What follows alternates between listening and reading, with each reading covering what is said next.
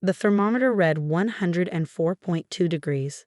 My 7-year-old son Marcus lay curled on the couch, his small body shaking despite the 3 blankets I'd wrapped around him. His lips were pale, and every few minutes a violent cough racked his chest. "Mom," I called from the living room, my voice steady despite the panic clawing at my throat. "I need you to drive us to urgent care. Marcus's fever won't break, and he's having trouble breathing." She didn't even look up from the television. The blue light flickered across her face as some reality show blared through the speakers. "I'm watching my shows," she said flatly, waving her hand dismissively. "It's just a fever. Give him Tylenol." "I already did. 2 hours ago. It's not working. Mom, please. He needs to see a doctor." "Then call an Uber or something. I'm not missing this episode. Do you know how long I've been waiting for this?" I stood there, holding my feverish child, staring at the woman who raised me, the woman who had lived in my house, rent-free, for the past 3 years, the woman whose car insurance, phone bill, credit card payments, and medical expenses I'd been quietly covering since she temporarily moved in after her divorce. Marcus whimpered against my shoulder. His skin burned through my shirt. "Understood," I said quietly. I pulled out my phone with my free hand and ordered a rideshare. Then I carried Marcus to the front door and waited outside in the cool evening air until our ride arrived. At urgent care, they immediately took Marcus back. The nurse checked his oxygen levels, 92%, lower than it should be. They did a chest x-ray while I held his trembling hand. 20 minutes later, the doctor came in with the films. Pneumonia, early-stage bacterial pneumonia in his lower right lung, requiring immediate antibiotics and monitoring. The doctor's expression was serious as he explained that Marcus's oxygen saturation was borderline. If I'd waited another day, he might have needed hospitalization, possibly even IV antibiotics and oxygen support.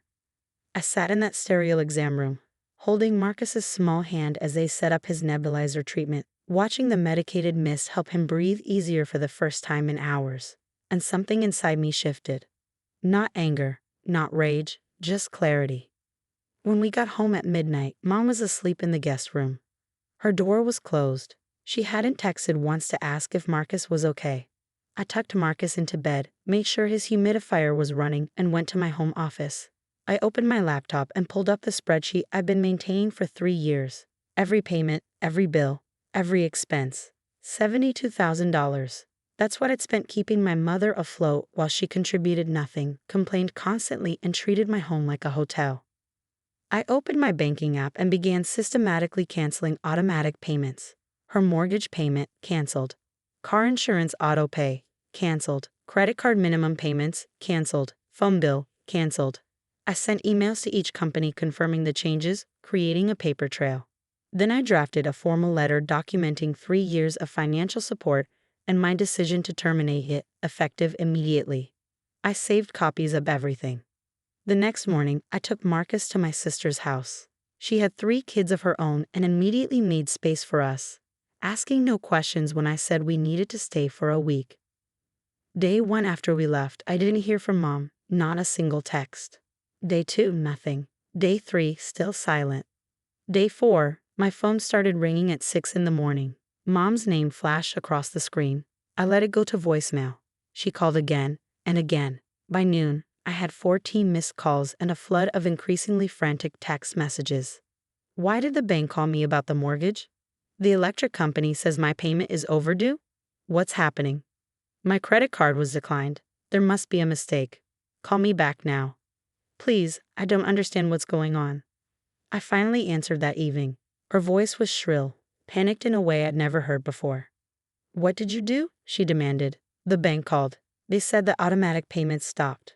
My mortgage payment bounced. My car insurance sent a cancellation notice. What is happening?" "I stopped paying your bills," I said calmly. "All of them." Silence. Then, "What are you talking about?" "Those are my bills. My accounts." "Your bills that I've been paying for 3 years, Mom. Every single one. Your mortgage? I've been paying it since you moved in with me. $1,100 a month, without fail. Your car insurance, $200 monthly. Your phone bill, $150. Your credit cards, the ones you maxed out buying clothes, home decor, and meals out, averaging $300 a month. Your medical copays, prescription costs, dental work that insurance didn't cover, your gym membership you never used. All of it. Did you even notice the automatic payments coming from my account? Did you think it was magic? Or did you just decide not to think about it at all? You. What? No, that's not. I thought you were just helping out temporarily. Temporarily turned into 3 years. $1,100 a month for your mortgage. $200 for your car insurance. $300 on your credit cards. $150 for your phone, plus your medical expenses, which ran about $400 a month. I have the spreadsheets, Mom. I've been covering roughly $2,000 of your expenses every single month for 36 months. I could hear her breathing, fast and shallow. Why would you stop now? You can't just. Do you remember Marcus, your grandson? The one who had a 104-degree fever 4 days ago. Her voice got smaller. He had a fever. Kids get fevers. He had pneumonia, Mom. He needed emergency care. And you told me you couldn't drive him because you were watching your shows. Your television programs were more important than your grandson's breathing. I didn't know it was that serious. You didn't ask. You didn't care. You just wanted me to go away so you could watch TV. So I did. I went away, and I took my financial support with me. You can't do this. I'll lose my house. My car insurance is already canceled. I have a dentist appointment next week that I can't pay for. You're trying to ruin me. I'm not trying to ruin you. I'm just no longer subsidizing your life while you treat my son like an inconvenience.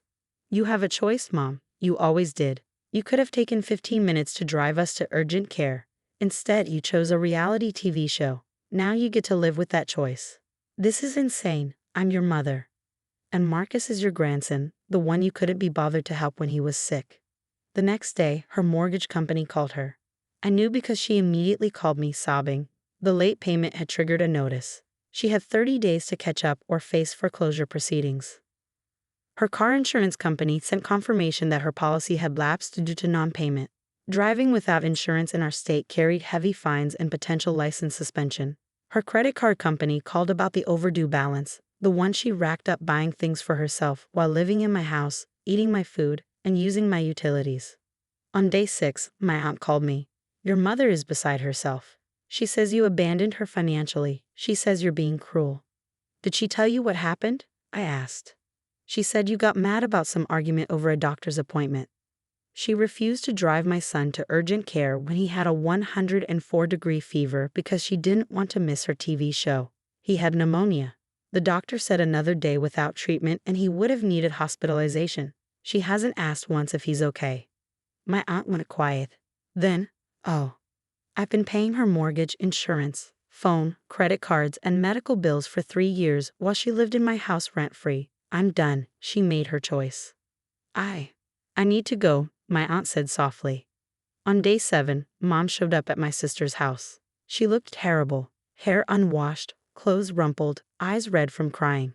But she didn't ask to see Marcus. She didn't ask how he was feeling. She asked me to stop this nonsense and restore her payments. No, I said simply. I'll lose everything. Then I suggest you get a job. You're 56 years old, Mom. You're healthy. You're capable. You've just been living off me instead of supporting yourself. A job? I haven't worked in 30 years. That's not my problem anymore. You had 3 years of free housing, free food, and all your bills paid. You saved nothing. You planned nothing. You just took and assumed it would last forever. It won't. I can't believe you're doing this over one little mistake. It wasn't a mistake. It was a choice. You chose your entertainment over my child's health, and that choice showed me exactly where your priorities are. I'm just no longer funding those priorities. She tried to push past me to get inside. My sister blocked the door. You need to leave, my sister said firmly. You're not welcome here. This is my family. No, I said quietly. Marcus is your family, the grandson you ignored while he struggled to breathe. Me? I'm just the ATM you took for granted, and I'm closed now. On day 10, the eviction attorney's office sent her the first official notice.